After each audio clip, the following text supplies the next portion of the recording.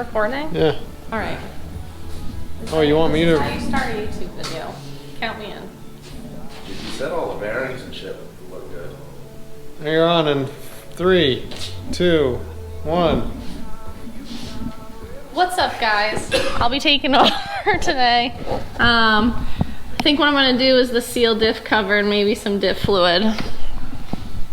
Stay tuned. How do you turn it off? Stay tuned. All right, I just found out about the motor that I have to do the axle seals before I can do the diff fluid, so. Did you change the oil on my Subaru?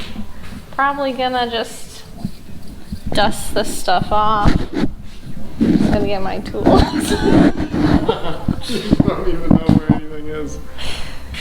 Just gonna get some simple green. This is not an here. ad. This is not an ad.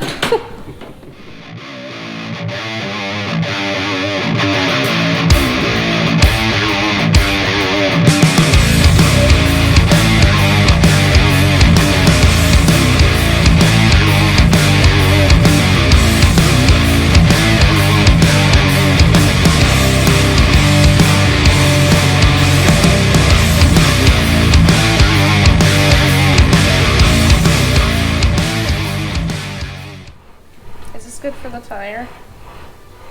I think it is good for the tire. No. Since the last time we were out It's here, all right. James has finished the radiator. Who's James? Nobody knows who that is. Jack's finished the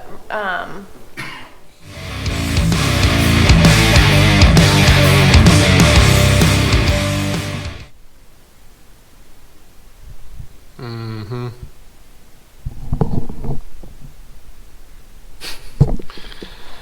Episode 25. This is like kind of a milestone probably, isn't it? Except the car still isn't running, so it's a cool number, but I'm still working on this thing, you guys. It's a lot of work working on building drag cars. It never ends. You need parts, time, everything takes 4 times longer than you think. Yeah, whatever, you know the drill if you're doing this stuff. And obviously, if you've been watching all the videos, you know it takes time, because there's 25 freaking episodes, and this thing is still in the process of being built. I got some ICT plug wires. The kit, it comes in a kit, you can put your own ends on them. It comes with the coil pack end already on it, but it doesn't have the plug wire end.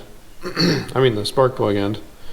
So the kit lets you put on straight ends, 45-degree ends, 90-degree ends, and you just kind of route the wire how you want and then see what end you end up putting on it. And you crimp them together and it's pretty good, pretty slick. I've used that kit probably 4 to 5 different times on customer jobs, and it works really good. I did order some plug wire, what are they called?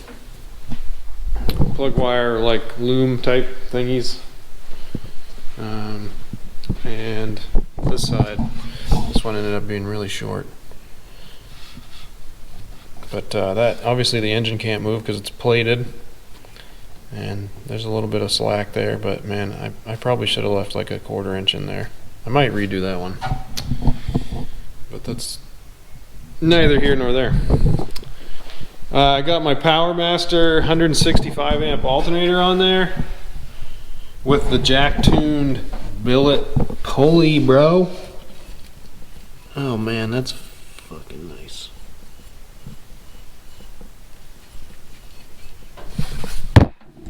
Oh, I got brake lines done too. You guys just saw that when I showed you the plug wires though. So those are on there. I ended up putting the primary port to the front, like how it is on most factory vehicles. There's a lot of people that run on a race car like this with skinny front tires. They'll put the primary braking circuit on the rear because you got more rubber back there. But my rotors on the front are vented and the ones on the rear are not. I've got more weight on the front and I have the parachute, so I figured I'll route it traditionally so I have more primary of my primary braking is in the front end. I'll try it, and if I have to swap those lines front to back, you know, it's not a big deal. So I think I'll be okay just the way that they are. I do have a proportioning valve from a build that I did, like my old Caprice build, so if I need to incorporate one of those two, I have one I can add in there. Throttle position sensor I got. Not a huge part, but you know, ICT makes these a little bolt kit. It comes with 4 of these Allen head bolts for this stuff, and I got, that's a genuine AC Delco, you know, GM throttle position sensor. Got that on there. I also got my map sensor in the spot where it's going to be, and my dome pressure sensor in the top of the wastegate, as well as the push connect lines. I got to get a little line clamp for like this line that runs over the radiator fan. I clamp it in a couple spots. And I also have my CO2 line routed. Goes through the heater delete here. Runs along the bottom of the door frame, bottom of the pinch weld here. I got these little 3/16, actually they're 1/4 inch little line clamps. It runs along the cage back there, and I mounted the bottle between the seats. And I did that in an effort to, hopefully I can reach that kind of when I'm in the car if I forget to put it on or whatever, or forget to turn the CO2 bottle on and I'm all strapped in. I don't think I'll be able to reach it, but if I undo my harness real quick, I can get to it. So instead of having it was behind the driver's seat, and there's no way I would have been able to get to it. So little accessibility type thing in case I forget it and I'm in staging lanes or whatever. Oh, I got the Zeus rails on there for the fiberglass hood. I still have to cut all my holes in the hood. The hood's on the roof right now.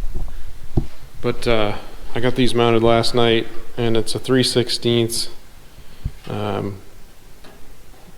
distance to the top of the fender, which is what my hood is supposed to be, but I've got to I'm gonna have to do some sanding here because it's thick in some spots and thin in others. And then when I get the side ones done, I'm gonna take the nose off and make probably 3 or 4 Zeus fasteners off of the radiator support, because I need some support and some fastening in the front of the hood. I haven't quite got that wrapped up yet. This was just the start, getting the rails on there. I also got the Holley Terminator X, my poverty Holley, mounted today. And I just used a piece of 16 gauge aluminum and did a cardboard template. And I mounted it right here in the door bars on the passenger side, so that I can see those LED troubleshooting lights if I need to, and you know, I have good access to it. I'll be able to run the wires pretty neatly down along the floor here. You know, this one goes to the battery, and then the other 2 connections are going to go forward to the engine. I liked how that came out. I wanted to fill this all the way in, but I couldn't because of my door handle. So we got the little door handle poking out there behind the plate that I made. That's cool. I just didn't want to mount it up under the dash for accessibility reasons. Like, it's just a pain to try to get over those door bars to diagnose anything if I need to. So put it right there, and there's plenty of length in that harness already, so I don't have to lengthen anything. I got to get under the car now and show you guys the rear shock, rear coilover mounts, and the transcooler. so I'm gonna raise it up. Actually, I gotta show you this too real quick. I have the rear shocks are on full tight right now for extension. Just want you to see how long, it's pretty cool. There's no springs on them though, so probably be a little quicker than this one. It's all set up, but.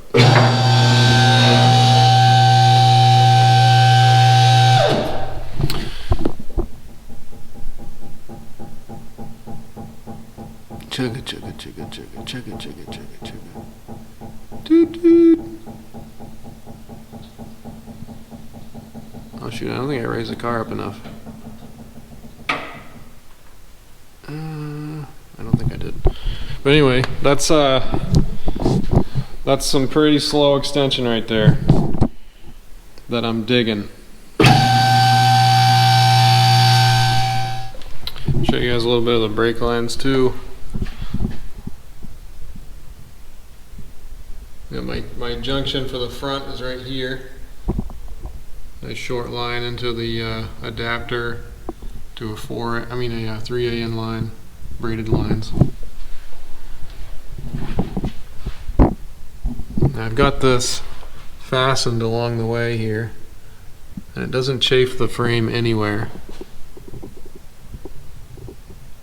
I'm pretty happy with that. The rear line, couple of line clamps, another line clamp.